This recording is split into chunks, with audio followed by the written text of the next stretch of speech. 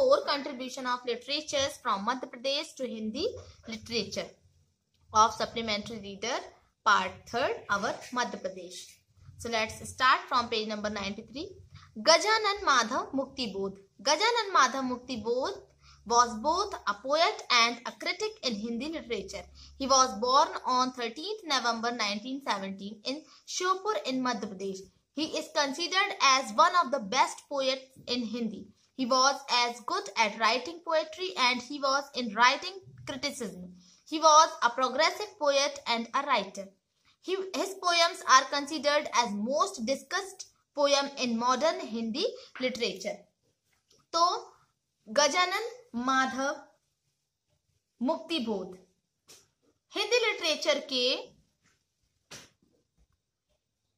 मूर्धन्य कवि और आलोचक थे. एक पोएट भी थे और क्रिटिक भी थे वो. ठीक है. इनका बर्थ 13 नवंबर 1917 को श्योपुर में हुआ था. मध्य प्रदेश के श्योपुर में हुआ था. तो हिंदी में न्यू पोएम्स के, नई कविता के, है ना, फेमस पोएट्स में मुक्तिबोध का इंपॉर्टेंट प्लेस है. ठीक है, या महत्वपूर्ण स्थान है. ये जितने अच्छे पोएट थे उतने ही अच्छे समीक्षक भी थे. ये प्रोग्रेसिव पोएट और राइटर थे. ठीक है. इनकी पोएम्स आधुनिक हिंदी साहित्य की सबसे चर्चित कविताएं मानी जाती हैं. तो हिंदी आलोचना में भी इन्होंने पोएम के बहुत सारे ऐसे मानदंड गढ़े. इनकी पोएम्स माखनलाल चतुर्वेदी की पत्रिका मैगजीन कर्मवीर में भी खूब प्रिंट की गई. तो उनकी प्रसिद्ध रचनाएं हैं कामायनी, एक पुनर्विचार, दिनकर की उर्वशी, नई कविता का आत्मसंघर्ष, नए साहित्य का सौंदर्य शास्त्र, समीक्षा की समस्याएं, चांद का मुंह टेढ़ा है, भूरी भूरी खाक धूल, चंबल की छाती, भूल गलती, काठ का सपना, विपात्र, एक साहित्य की डायरी और शक्ति के अमृत घूंट हैं. ठीक है. नाउ भवानी प्रसाद मिश्र. भवानी प्रसाद मिश्र मध्य प्रदेश के मुख्य कवियों में से एक हैं. इनका बर्थ 23 मार्च 1914 को नरसिंहपुर डिस्ट्रिक्ट के एक छोटे से विलेज टिकरिया में हुआ था. मिश्र जी गांधी जी के दर्शन और उनके जो मूवमेंट्स थे उनसे बहुत इन्फ्लुएंस थे.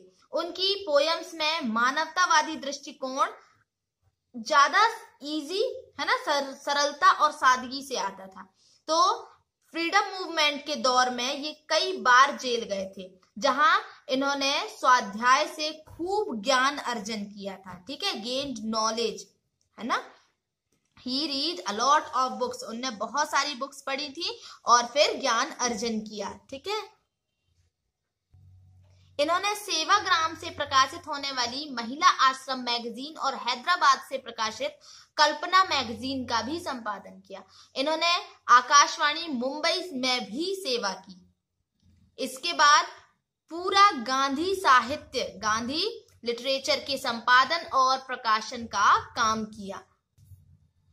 संपादन मतलब होता है संपादन और प्रकाशन, है ना. प्रकाशन मीन्स पब्लिश्ड और संपादन मीन्स एडिटेड. ठीक है. तो गांधी जी के वर्क का पूरा इन्हें एडिटिंग किया और पब्लिश किया उसको. ओके. मिश्र जी मूलतः प्रयोगवादी कवि थे, एक्सपेरिमेंटेशन, है ना, पोएट थे. इन्होंने नई कविता, नई पोएम में कई प्रयोग किए, बहुत सारे एक्सपेरिमेंट किए. ये दूसरे तार सप्तक के फर्स्ट पोएट थे. इनकी लैंग्वेज प्रायः बोलचाल के लहजे में है, इसीलिए इनकी पोएम्स एकदम इजी लगती हैं. गीत फरोश इनकी सबसे फेमस राइटिंग है. ठीक है. सतपुड़ा के घने जंगल नामक पर जो पोएम है वो भी बहुत ज्यादा फेमस है. इनके 8 कविता संग्रह हैं, 8 कविता संग्रह हैं. ठीक है.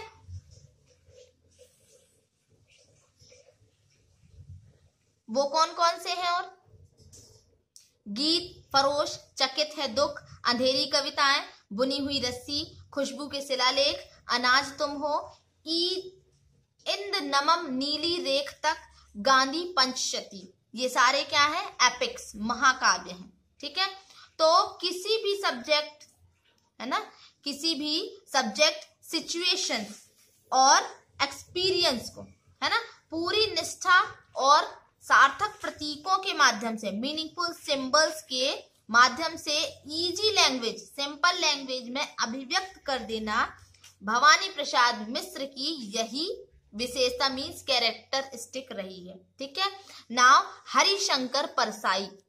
हरिशंकर परसाई हमारे कंट्री के श्रेष्ठ है ना, बेस्ट सैटिरिस्ट हैं।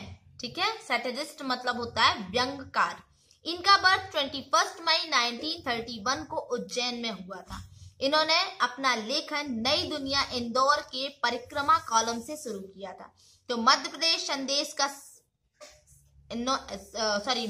संदेश को इनने क्या किया? एडिट किया है ना।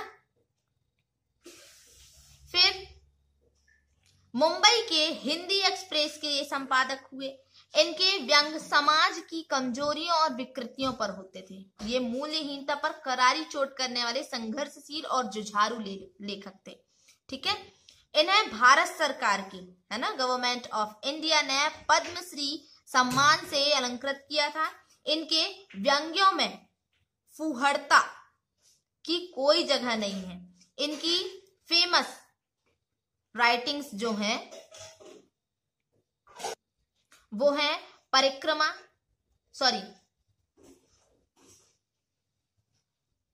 ये मैंने आपको शरद जोशी जी के बारे में बता दिया कि इनकी प्रसिद्ध रचनाएं जो थी वो परिक्रमा, फिर किसी बहाने, जीप पर सवार इल्लियां, राह किनारे बैठे, दूसरे सतह, पिछले दिनों, यथासंभव, अंधों का हाथी, एक था गधा, मैं और केवल मैं, और तिलिस्म है ना, ये थे।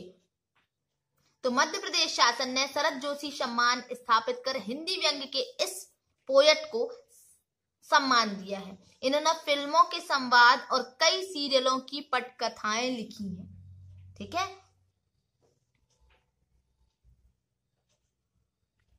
यह जो है जिंदगी इनका लिखा फेमस सीरियल है। ओके, नाउ अब हरिशंकर परसाई जी के बारे में मैं आपको बता देती हूँ कि हरिशंकर परसाई देश के श्रेष्ठ व्यंग्य लेखक हैं। इनका मैंने बताया आपको कि इनका बर्थ 22 अगस्त 1922 को होशंगाबाद जिले के जमानी विलेज में हुआ था। तो शुरू में तो ये टीचर रहे, फिर बाद में टीचिंग कार्य को छोड़कर स्वतंत्र लेखन में जुट गए। इन्होंने जबलपुर से वसुधा नामक साहित्यिक है ना लिटरेरी मैगजीन निकाली। ठीक है, इसके बाद देशबंधु न्यूज़पेपर में संपादकीय ये सलाहकार थे, मतलब एडवाइजर रहे। सुनो भाई साधो शीर्षक से नई दुनिया में कई इनने व्यंग लेख छपे। ठीक है, इनके व्यंग सामाजिक बुराइयों पर तीखे प्रहार होते थे। व्यंग का मतलब मैंने बताया आपको सैटिरिकल, ठीक है, व्यंग। तो उन्होंने हिंदी में भी व्यंग विधा को प्रतिष्ठित करने का श्रेय है उन्हें।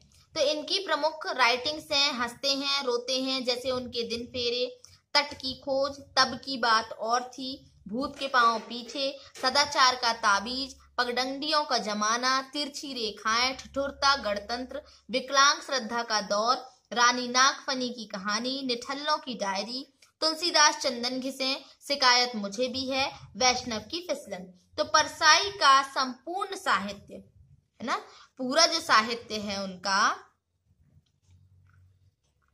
परसाई ग्रंथावली में 6 खंडों में प्रकाशित है। ठीक है, इन्हें बहुत सारे सम्मान और अवार्ड्स भी प्राप्त हैं, जिनमें पद्मश्री, साहित्य अकादमी पुरस्कार और मध्य प्रदेश शासन का शिखर सम्मान प्रमुख है। ठीक है, नाउ नेक्स्ट शिव मंगल सिंह सुमन, ये हम कल पढ़ेंगे।